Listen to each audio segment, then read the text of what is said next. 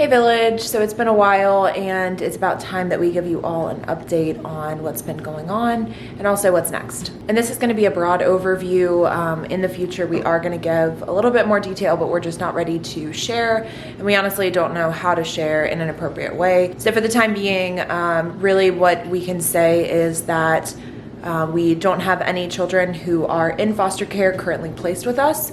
That is not by our choice, but by the county that we foster through. It has been 1 week since our home has been empty, and we have honestly just been trying to do the best we can to cope and process. These last couple of months, especially this last month in particular, has been an absolute whirlwind. And we've also been doing just a really good job of distracting ourselves and just focusing on what's within our control. There are a lot of positives coming up, and things that we have been able to like I said, just focus on. We also want to make sure that it's clear that we do plan to continue to be a foster family. Right now, at this current time, which could change, our license with the state is not in question. That is subject to change. Honestly, nothing would surprise us at this point. But we are hoping that a different county or a different agency will, look at our family for who we are, for what we stand for what we offer the children who are placed with us, and they'll want us to be a foster family for them. And in the meantime, there's just, a lot to do. Advocating for kids in care and, reform of the system never stops. And while we take this, forced break from being a foster family, we are planning some family trips that, previously, when we have kids placed with us, it's really difficult to do just because there's a lot of, hoops to jump through, and we'll talk more about that. But we do plan on doing an Orlando trip, and also, that's going to be a family trip. And then John and I have, our own little, tropical vacation. Luckily, even though I have been without a job for a month, John actually has been really successful, and things are really taking off. It was just interesting that, the month that I lose my job, I'm not able to put out content on our channel. And then also just being a foster caregiver has been taken from me. John is just, everything is going right. So really good balance there. But luckily, through all the work that he has been doing, and randomly a video of his having a lot of success, we're just able to do things for us, and him and I really do need a vacation. So we have those things coming up, and there's a lot more that I do need to share with you all. Like I said, not ready at this point because honestly, we're still processing. There's a lot of emotions, there's a lot of confusion, a lot of things don't make sense. So we're not ready to really talk about that. And we're also sensitive to the fact that our story as a foster family with this situation, and the story of these children who are currently placed with us and then displaced forcibly, there's a lot of overlap. And so being able to share that story and, hold people accountable who have made these decisions without all the information and without the considerations of the children, we're just trying to find that balance. But one thing, if you follow us on Instagram, you might have noticed that we did have someone visit us.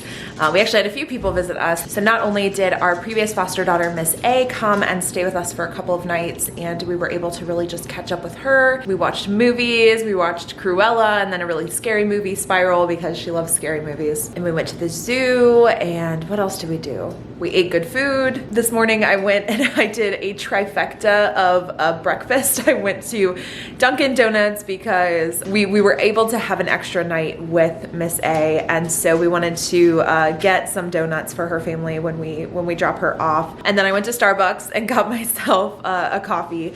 It's something that I have been really treating myself to this past week. Like I said, distractions have been key for me right now to keep my mind off of things that are just not within my control. And then I also went to McDonald's to get breakfast because I really didn't feel like cooking. And so yeah, we went to the trifecta of breakfast establishments. So John is actually taking Miss A back home right now. I'm watching the two kids, and we did have an incredible time. And in addition to Miss A coming to visit, we also had some out-of-town guests as well. We spent yesterday, and then we plan to spend more time today with Anna Hannah, Sarah, and Levi. You can follow them on TikTok and Instagram, Oh Wow Moment Mamas. They are an absolutely incredible family.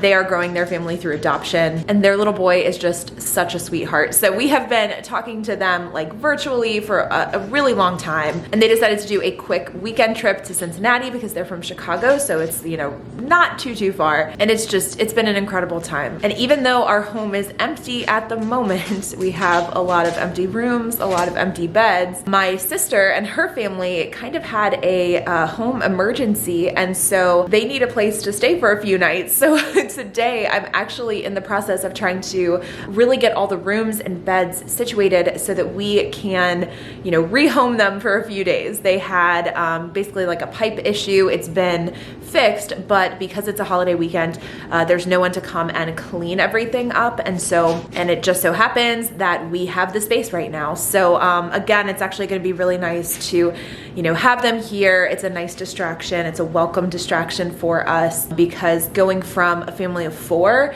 to then a family of 7, and then, you know, stripped of that, you know, almost overnight, there's a weird calm in the house, and, you know, sometimes it doesn't feel good. So having some chaos. My sister, her husband, they have a blended family, so they have 4 children, 2 teenagers and 2 younger boys. So that's what I'll be working on today. And coming up with the channel, so news about the channel. So yes, we did take down all of our videos during a time where we were trying to do everything possible to work with the decision makers at the county and our agency to avoid the displacement of children unnecessarily. As you can see by our empty home, that was not enough. And so what I'll be working on over the next few weeks is actually going through and doing kind of an audit of all of those past videos that we have shared. There's a lot of really great content, really informational content in those videos. I'll be going through with all of those old videos and just watching them through, and with what we've learned and with, you know, how we've grown. If something just doesn't feel right to share on a video and on the channel, then we're gonna cut that out and maybe post that video, or some videos may remain private altogether. So just keep a lookout. There will be past videos, you know, coming back up, and I'll probably add in the description just like the date that it had been audited. I feel like, especially in this arena of foster care and being a foster family that is trying to share as much as we can to educate and inform others, you know, things are going to change. There are definitely other foster families who share their journey, and they have different rules, policies, and regulations than we do. So we've always just tried to do the best with the information that we have, and as we learn and grow, we always are going to adapt. So with that being said, videos will come back. They just might not all come back, and, you know, some of them might have some harsh cuts, like, oh, that feels weird, like there should have been something there. Well, I might have had to, you know, cut something out that was shared, and looking back, it's like, I think that that's kind of a gray area, that shouldn't have been said, because we're human and we make mistakes. And then of course, there will be new content. Another surprising positive that has come from this situation is connecting with an advocacy network in the state of Ohio. And, you know, there might be a relationship there where I'll be volunteering with them and be on their leadership board as a foster family, representing the voice of foster families in the state of Ohio. And while we are just one foster family with our individual experiences, they have a wealth of knowledge. The situation that we've been through actually has been happening, and there are known issues with the Ohio child welfare system, specifically when you have counties working with agencies and the agencies working directly with families. There's just room for improvement, and we have witnessed that firsthand. It has caused unnecessary trauma to children who are in care. And so basically, you know, look forward to videos that not just share our point of view, but also kind of zoom out and look at other experiences across the state of Ohio. And then again, we still have interviews that are going to be posted. Foster the Teens, if you are on TikTok and you're on the foster care side of TikTok, she is an incredible account. I've basically stopped trying to put out content on TikTok because she is the source for incredible content. She's always up on the trends. She's incredibly informative. She is coming from an incredible place. She is going to be interviewed, and that should be coming up maybe in the next week. I also have some children who have been in the foster care system who are ready to talk about their experience as well. If you would like your voice to be heard, please feel free to comment below, and also you can send me an email. It's in our About section. You can send me an email and just let me know, your perspective and, what you want to share, because we do want to use our platform to amplify other voices and not just ours, because, we have such a limited experience and viewpoint. There's just so much benefit in hearing from many voices instead of just one. And of course, we'll do some of our own family vlogging specific to our family. Also, some of the changes to our family as we, have fostered and now we're on a forced break. What that felt like, how we had to deal with the aftermath, both emotionally and physically with our home. Again, it's still a little bit raw, so I'm not particularly ready to talk about the grief and loss that you feel as a foster family. And obviously we've been through this before, and every situation is going to be different. It's different when a child is moving to, a family member, or you have a child who is, being reunified, or, any other form of permanency. But then, the reality is there are times when kids leave your home and you don't feel like it's the best for them. So, for example, our experience, as well as, we do have situations where maybe the family, the birth family or the first family, it doesn't have the support in place to have the kids return.